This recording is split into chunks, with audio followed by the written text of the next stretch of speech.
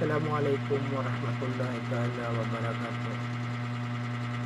Mga kapatid ko sa pananampalatayang Islam, nandito na naman po tayo upang magbigay ng kahit kunting kaalaman lang sa Islam na maibahagi natin ay lalo na kung maisagawa pa natin, lalong na kung maisagawa pa natin ang sinabi ng Allah subhanahu wa ta'ala at ang propeta Muhammad sallallahu alaihi wasallam, ay malaking gantimpala ang matatanggap natin sa kabilang buhay o dito rin sa mundo, na hindi lang natin na kukwenta or hindi lang natin kasi ang sa atin ay kung minsan ay nasa isip natin ay kung pwede makita natin na bigla na lang tayong yayaman o bigla na lang tayong aangat sa buhay. Kaya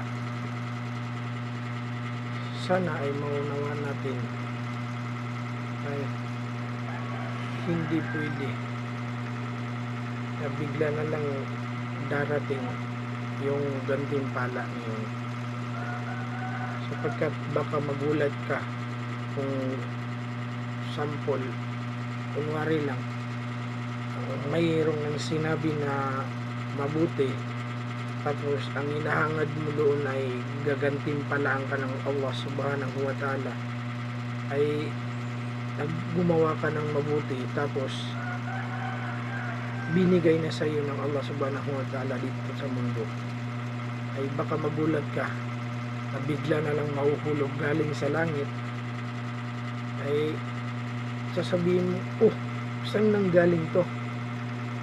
So, sample lang ibigay niya sa iyo ay isang kalabaw na 3, 4, 5, tapos bigla na lang nahuhulog sa harapan mo or sa mga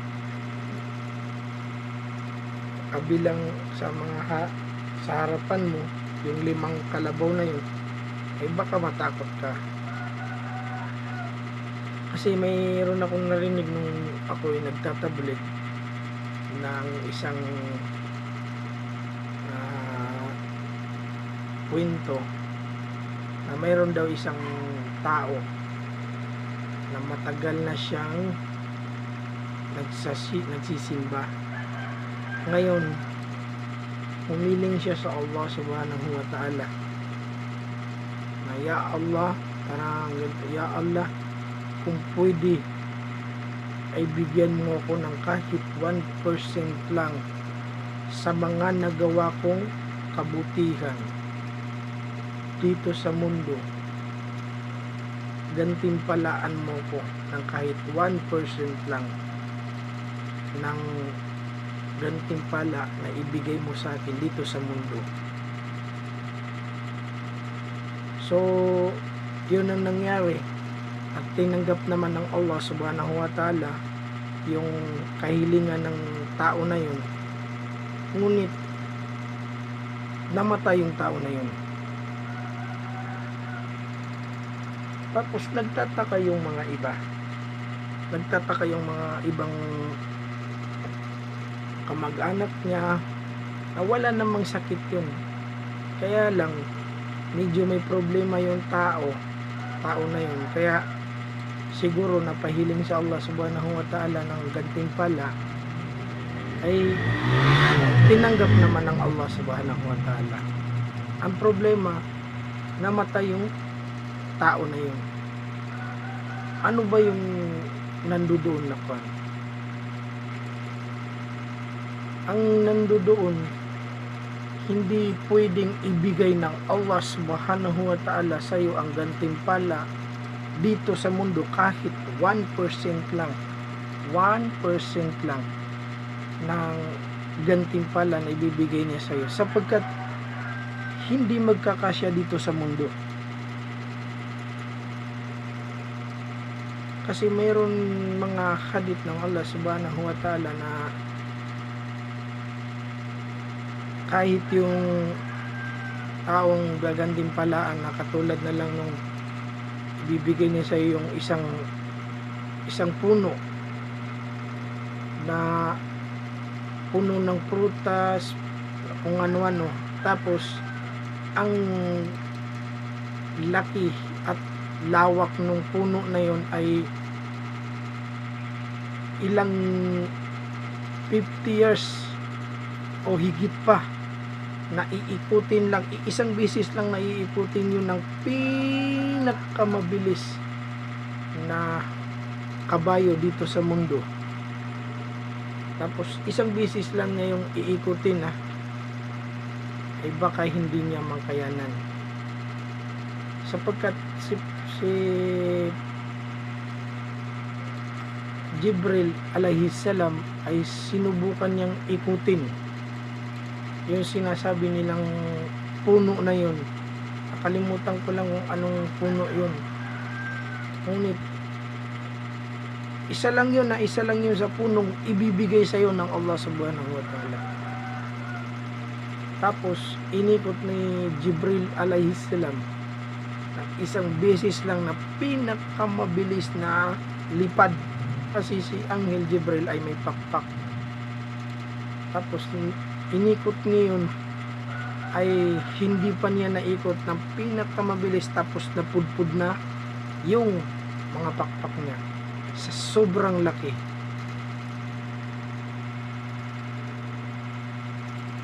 Tapos sa yung pinakamabilis na kabayo dito sa mundo ay baka hindi pa niya maikot ang 50 years. Ganun kalaki ang biyaya ng Allah subhanahu wa ta'ala na ibibigay niya sa atin. Kaya kung minsan sinasabi natin na hiling ako ng hiling sa Allah subhanahu wa ta'ala na bigyan niya ako ng ganito, bakit hindi niya binibigay? Huwag kang mag-alala pare, huwag kang mag-alala kaibigan, huwag kang mag-alala kapatid ko sa pananampalatayang Islam, sapagkat kung bukal sa puso mo ang hinihiling mo ay ibibigay naman sa iyo ng Allah subhanahu wa ta'ala nang hindi naman mabilisan pero paunti-unti. Kahit ibigay niya dito sa mundo, ibigay niya sa iyo dito sa mundo, ay hindi mo mararamdaman yun, sapagkat hindi pwedeng agad-agad na ibigay niya sa iyo. May panahon na ibibigay niya sa iyo habang nabubuhay ka or nandun ka sa kabilang buhay. Yung iba naman siya, kailan pa niya ibibigay? Pag namatay na ako? Hindi. Kahit namatay ka na pare, o kahit namatay ka na kapatid sa pananampalatayang Islam, ibinigay niya sa iyo, pwede naman na doon niya ibigay sa mga anak mo, sapagkat mas kailangan nila yon. Alam mo, tama, kailangan mo sa panahon na yun, pero mas kailangan ng mga pamilya mo. Kasi hindi natin malalaman kung, sample lang, pag namatay tayo, ang mga anak natin, mayroon ba tayong naipundar na iiwan natin sa kanila? Kaya kung minsan pag namatay tayo, ay yung iba sinasabi nila na inipon ko lang yun. Hindi. Bigay sa iyo ng Allah subhanahu wa ta'ala, at yun ang hinihiling mo. Hindi mo lang nararamdaman, sapagkat tayong mga tao ay parang nasasanay lang tayo sa ikot ng mundo at hindi natin nakukwenta yung mga biyayang ibinibigay sa atin ng Allah subhanahu wa ta'ala. Kasi parang nasa realidad tayo, parang gusto natin pag may hiniling tayo ay agad-agad ibibigay. To cease to believe, kanga nila.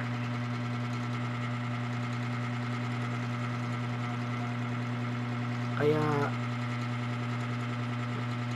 magsabar ka, kasi isa yun sa mga sinasabi ng Allah subhanahu wa ta'ala, at isa rin yun sa mga gawain ng Nabi sallallahu alaihi wasallam na magsabar ka, pagkat ang isa sa pagkasabar ay mayroon din gantimpala. Hindi mo man makuha habang nabubuhay ka, ay baka ibigay niya sa iyong mga anak. Kasi meron akong mga nakikitang mga tao na grabe, ang hirap nila nung nagsisimula pa lang sila ng mag-asawa. Nagsisimula lang sila ng mag-asawa, tapos ang mga anak nila ay siguro nasa 14, 16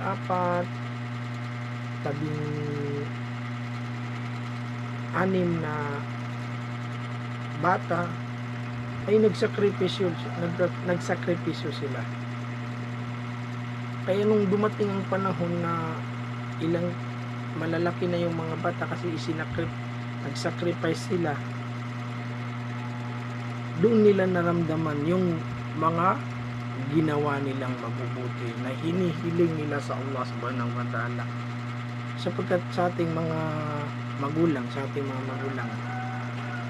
na ang una-una nating iniisip ay mabuhay ng mabuti ang ating mga anak, na hindi sila masali sa mga gawaing hindi mabubuti. Kahit yun lang ay okay na yun, kasi yung anak mo hindi sumama sa mga masasamang gawain, or yung mga anak mo ay mayroon na rin silang mga sariling business na hindi sila dumanas nung dinanas mo. Isa yun sa biyaya na ibinigay sa iyo ng Allah subhanahu wa ta'ala, na ngayon ay matatanda na sila, ay iniisip mo na, nung ako ganito, yung inihiling mo na yun ay ibinigay niya sa mga anak mo. Hindi ka pa ba natutuwa?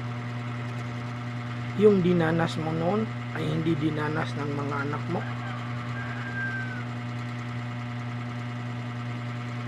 Diba? Kaya magpasalamat ka sa Allah subhanahu wa ta'ala.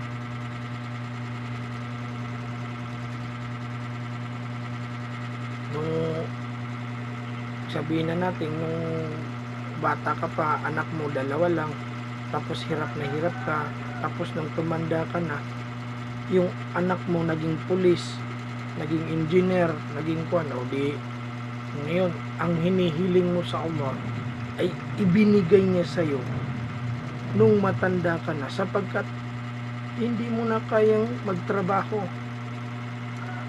kaya binibigyan ka na lang ng mga anak mo ng separated, yung parang 1/4 sa kanilang kinikita, diba? Parang sinusweldohan ka na lang nila, na wala ka nang gawain kundi sa bahay lang. Sana po masanay tayo sa mga kung anong mayroon tayo.